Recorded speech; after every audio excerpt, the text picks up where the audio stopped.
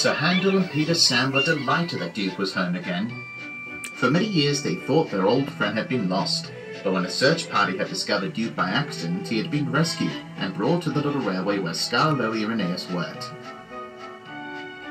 Once again united, Duke, Sir Handel and Peter Sam spent their evenings much like they used to on their old railway, talking, telling stories and laughing. Sir Handel and Peter Sam also did their best when they were together to fill Duke in on all that had happened in the world while Duke had been tucked away in his shed for all that time.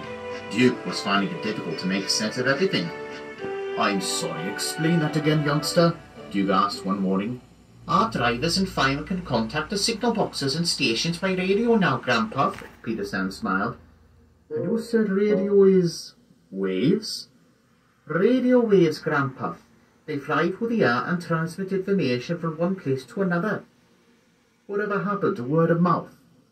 "Well, radio is more efficient than word of mouth," Peter Sam continued. "Interesting. Very interesting," Grandpa sighed. Sir Handel and Peter Sam knew this is what Duke said when he didn't approve of something. They tried not to smile. "What other new contraptions do they have nowadays?" asked Duke. "All sorts of things. They even have diesels working on the railway now." "Diesels? What are those?" Duke smiled. He didn't like the sound of the word diesel. Sir Handel and Peter Sam snickered. "They're fancy new engines, Grandpa. They're like us, but they don't run on coal and water.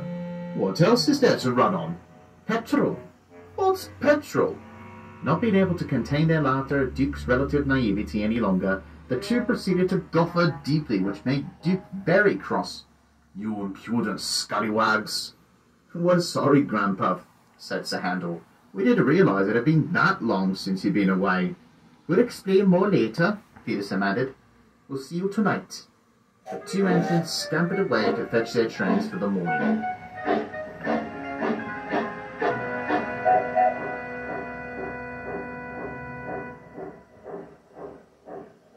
And Duke was left feeling very confused.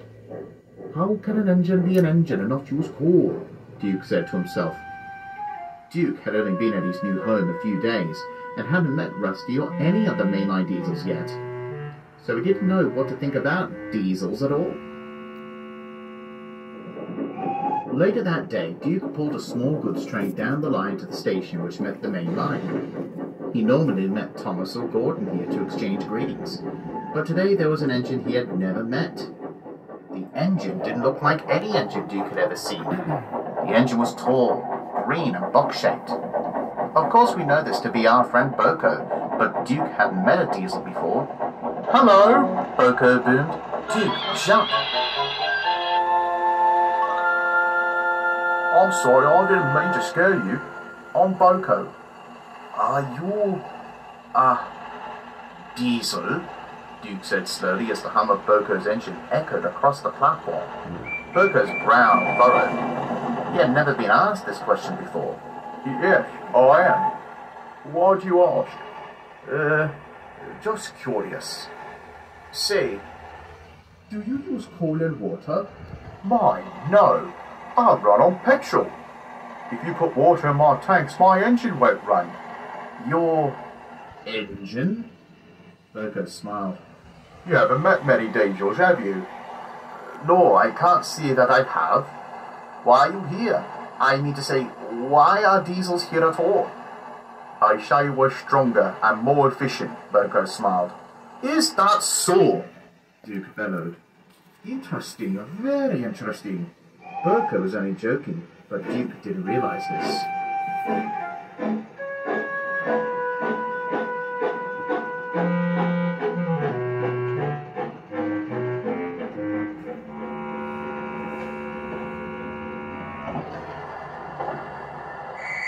The guard's whistle blew, and Duke left feeling very hot in the boiler. "Stronger indeed, more efficient indeed. We'll see about that." Duke fumed the whole way to the top station, thinking of how he could prove Boko wrong. He looked around and saw a long train of slate wagons ready to be taken back down the line. He suddenly had an idea. "I'll take those wagons," Duke said to the station master, who looked puzzled. The station master knew that the wagons were for Skarloey and Sir Handel, and wasn't certain that Duke could pull them alone. But Duke was insistent. The station master paged Skarloey and Sir Handel's drivers who shared his concern, but were also very busy and appreciated Duke's help. So, given the go-ahead, Duke coupled up to the wagons and pulled them smoothly out of the yard and up the line. Dun, dun, dun, dun, dun, dun, dun, dun. This will show that old diesel. Duke was soon underway and found it easy to pull the long train. We're going well, we're going well. What Duke didn't know was that the line sloped down for the first stretch. The weight of the wagons behind him made it seem easier. Soon the track leveled off, and it seemed to Duke like the train was getting heavier. "Phew," he said. "Not long now."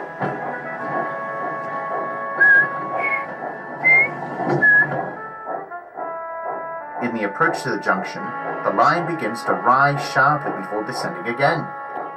The engines knew to accelerate here, but Duke was still learning the route, and in his desire to prove his point, he forgot. As he steamed up the hill, the weight of the slate wagons pulled hard against Duke's rear coupling. A moment later, there was a loud snap as the coupling broke. The wagons began to roll backwards down the hill, but soon came to a standstill as the guard of the van applied his brakes.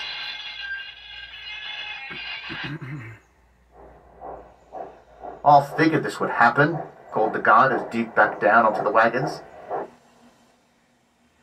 "This is too long of a train for one engine to pull. We've radioed Rusty to help." "Good. The two of us will show that diesel what for," Duke smiled. "Rusty," started his driver, "is a diesel." "A what?" Duke soon realized that his driver was right. The little orange diesel buffered up to Duke's van to push him from behind. He gave a short toot on his horn. "I'm ready if you are." Duke grumbled a reply, and soon the two were climbing the hill.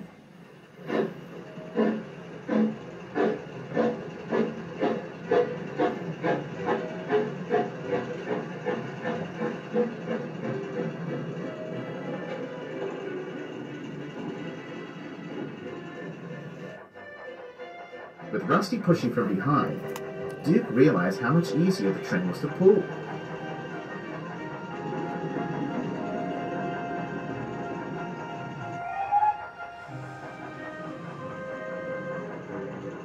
Soon they had crested the hill and were coasting down to the station.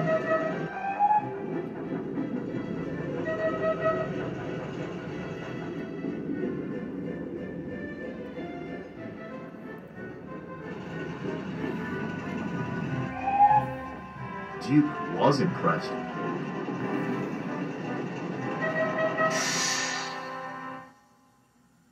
"You really kept those trucks steady, youngster," Duke smiled as Rusty ran around. "I would never have been able to get up that hill if not for you." Rusty smiled. "Do we have to help each other? Otherwise, what's the use of having more than one engine? We all have our strengths." "I'll say," Duke agreed. "You diesels aren't so bad after all."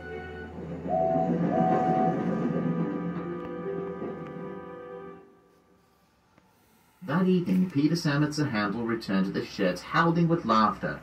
They had heard the whole story of how Duke, the proud engine, had bitten off more than he could chew, and gotten stuck on a hill. In good humour, Duke took full responsibility, and admitted that he was wrong. "I'm old and set in my ways, but now I know how useful diesels can be." The three heard a distant horn and the roar of an engine as Boko flew by with an evening passenger train. Duke whistled in return, and looked forward to working with diesels more in the future.